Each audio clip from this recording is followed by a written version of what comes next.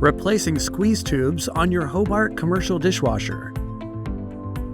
These instructions are only intended for use by experienced, trained professionals and should not be used by anyone else. Before servicing equipment, you must fully review your product's instruction manual, which must be followed in all respects. Warning: disconnect the electrical power to the machine and follow lockout, tagout procedures before starting.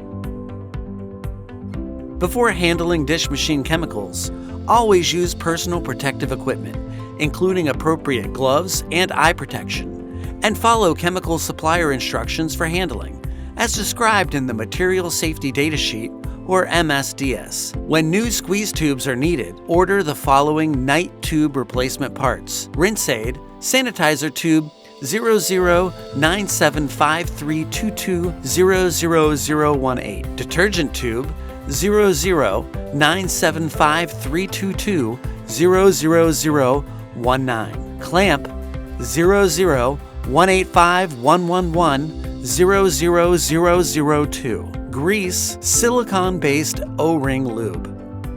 To replace the chemical pump squeeze tubes on AM15 SCB door-type models, there are 2 screws, one on each corner. On some models, the cover is secured with Phillips head screws.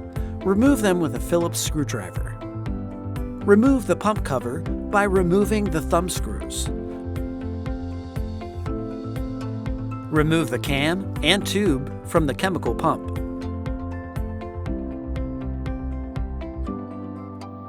Loosen the clamps, then remove the clamps and tube by pulling them away from the tube. Prepare the new tube by sliding 3 hose clamps onto the tube.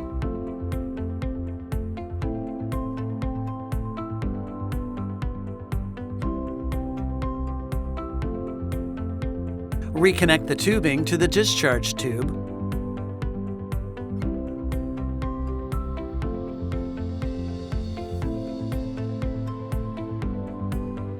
Note: align the side of the tube with 2 clamps to the left side. Secure the tube in place with the clamps.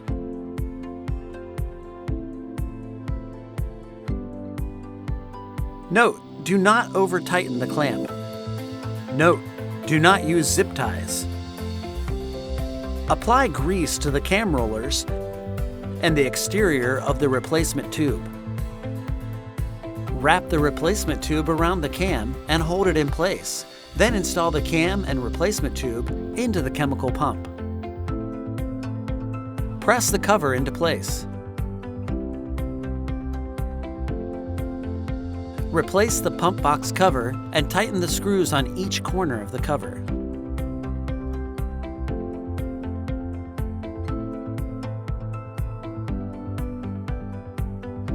Note: all AM15 SVLT machines will have a pump for detergent and rinse aid.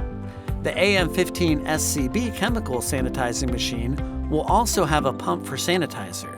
Check the pump for correct operation before returning the machine to service.